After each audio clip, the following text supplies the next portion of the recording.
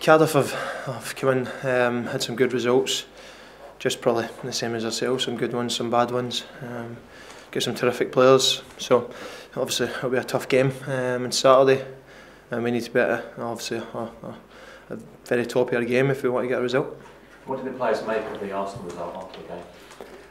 I'll be honest with you, over the last couple of weeks it's been very strange because we're playing well in certain stages of the game, but we've conceded 7 goals in 2 games. We're not scoring enough goals, but we're, to be honest with you, spells of the game, the Chelsea game and the Arsenal game, we were in the game for long spells against two of the best sides in the division, and it's been very difficult to take because it's small margins, I've said before, in this league that now twists and turns, and some things go for you, some things go against you, and at the moment it's going against us.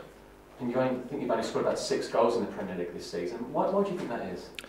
I don't know. I think we're a very solid unit,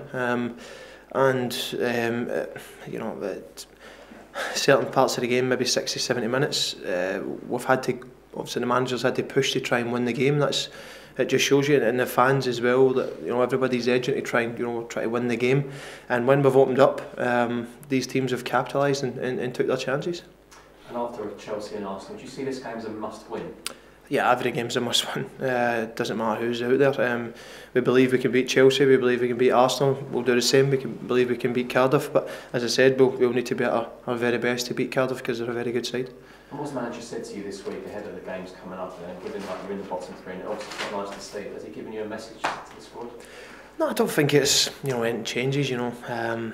The backroom staff, they're very confident in the bunch they've got, and they take things in their stride and they approach every week like the rest, and that's now trying to do the best that they possibly can. If it's sessions on the training ground leading up to the game on a Saturday, and that's what they do, so we're a good bunch of lads we take on board, and we know what position we're in, and we're in pretty much a similar position last year, and we were on a 10-game unbeaten run. I know that was last year, but anything can happen.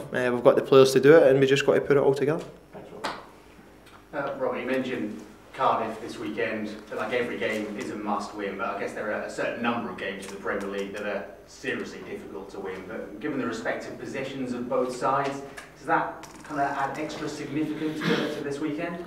Yeah, well, I think that Cardiff will be thinking it's a must-win game as well, and it's pretty much the same as ourselves. But as I say, we take every game in our stride and try and approach it the best possible way, and that's to try and win the game.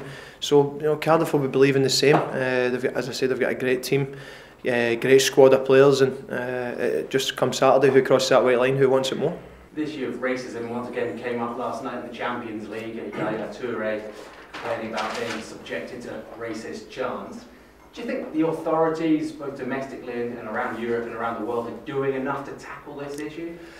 Well, it's still happening. So I'll let obviously you guys decide that. I think that as a player, you concentrate on trying to play your football, and it's not nice, especially it happened to us last year at Swansea, and aimed towards Sebastian Bissong, and it wasn't nice, especially when it's your teammate and it's also obviously one of your friends, and it's quite difficult. But we'll leave that up to the authorities because, as I say, it's still happening, so it's up to them to clamp down on it.